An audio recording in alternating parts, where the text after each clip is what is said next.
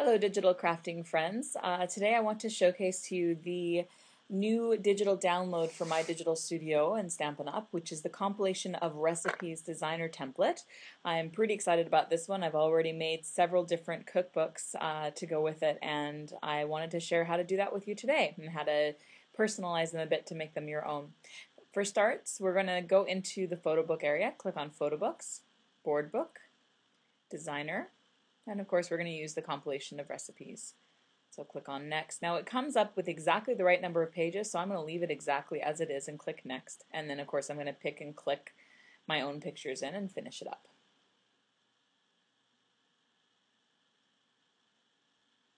Okay, now that I have this, you can see that the difference with this layout versus other layouts is that we can actually see the entire cover in one shot. So if you wanted to, you could take maybe a long picture, a panorama or something. Maybe if you were traveling, you could take some of the recipes of the places that you visited and make the front cover a huge panorama of the country that you visited. That would be really cool. Otherwise, you can actually edit them separately. So this is the back cover and the front cover, and I'm quite happy with this, so I'm going to leave it as it is right now. Clicking over to the next page, and then the rest of the pages inside of the cookbook, these are now all the way that you would see it if you opened it in front of you. So this is actually page 2, and this is page 3, or at least as we look at it, that's how it works. I'm going to show you how to do a little bit with the table of contents a little bit later, but for now let's just jump right in and do a recipe. The very first thing that I want to do is change this because I'm going to make this a bread book. So I'm going to delete off the side tabs this way. Probably going to do bread and some rolls and things like that, but I'll just show you how I can change that really easily. I'm going to go over to Add Stamp, and I'm going to go to my search area and look up bread because that's the category I really want. So everything that's inside this this cookbook obviously comes up inside of the cookbook when it comes up, but you can also search for other things that come in, like for instance this compilation of recipes bread. So I'm going to apply that, click close. So there's lots more that you can't even see that you do get. So this I'm going to move over to here first. Now you can drag your rotation if you want. Personally I can never get it exactly right, so I'm just going to go ahead and type in 90 degrees because I know that's what I want, and I'll drag that into the right spot. Now I don't want it to be black, so instead I'm going to change the color so it pops out a bit better on top of that tab. We'll change it to white. And then now that I have that there, I'm going to copy it. So I just click Control Copy. You could also right click to do a copy that way. And then I'm going to click Paste. Again, you could right click to paste, or you can click on Control V.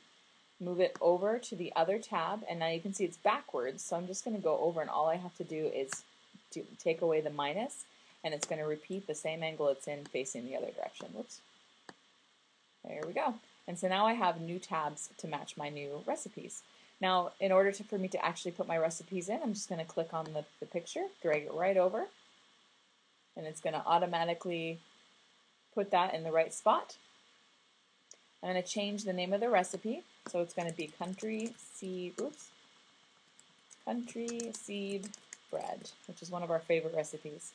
And then I can go ahead and start here by substituting that text with ingredients, and then I will make my list of ingredients. Now, I like that to be bold, so we'll just bold that up there. I won't make you watch me type this. I'll just type it out here real quick for you. Click into, excuse me, then I'm going to click into this little box here and start typing out the actual instructions. Now, go ahead and start your typing from the top of the box and work your way down. I'll show you why in just a sec. Again, I'm not going to make you watch me type. Once I have that all typed out, then adjust your text box. So we'll just go ahead and click off of it for a second. Adjust your text box to match the size of what you're doing, and then you can go ahead and move it to wherever you want it to go accordingly. So I can move it however I like. And then click away from it, and then you have your great little recipe. Of course, I could fiddle with this for a long time, so someone stop me. Anyway, then I'm going to show you next how to deal with it when you click on your background and nothing happens. Okay, so sometimes when we're looking at this, like one of the pre-designed templates that you can use, sometimes when you click on it, nothing happens. You might have a moment of panic and think, oh my gosh, I can't change any of the text and I don't want it to have that showing. And all you need to do is go up to Arrange, which you may not be able to see as I click on them. Actually, I think it's, let's see, I think it's actually edit. And go on down to unlock all page objects.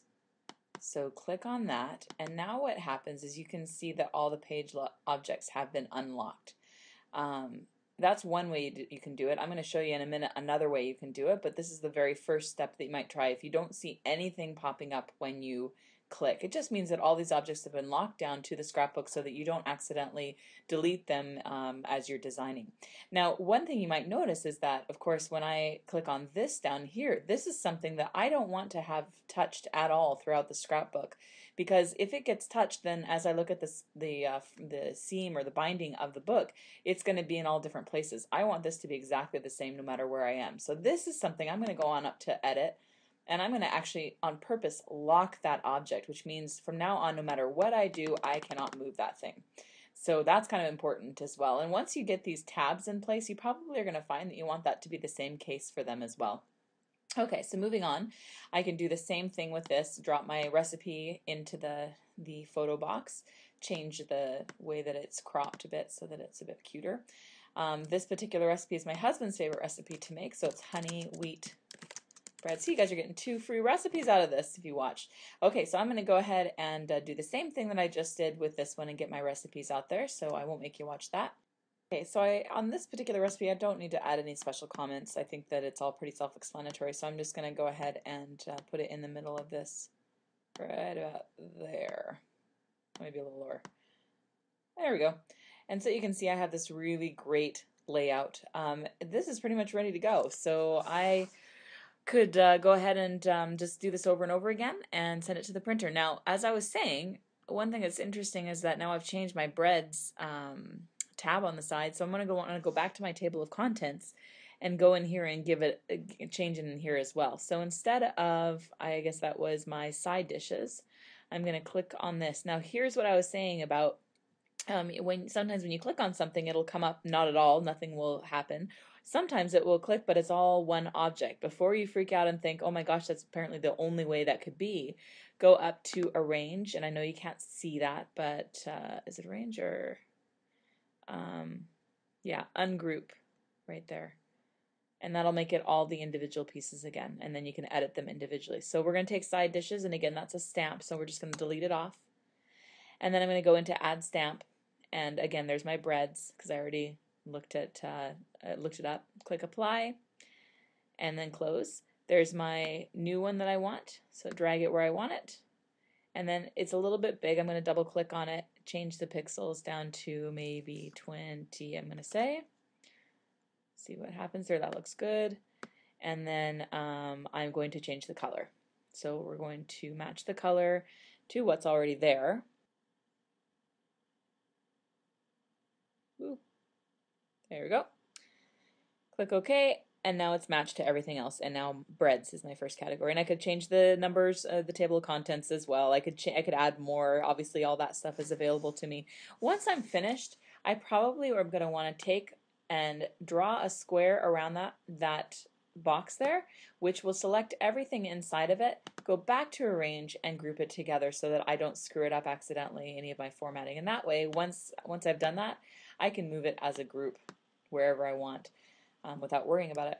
So anyway, I hope this gives you some really great ideas about what you yourself can do for your own recipe books. I know this is going to be one of the best gifts I can give to my family members, maybe at Christmas time with some of my favorite recipes. Everybody loves to get everybody else's favorite recipes. So anyway, have fun with this and comment to this if you enjoyed it. Thanks so much. Have a great day.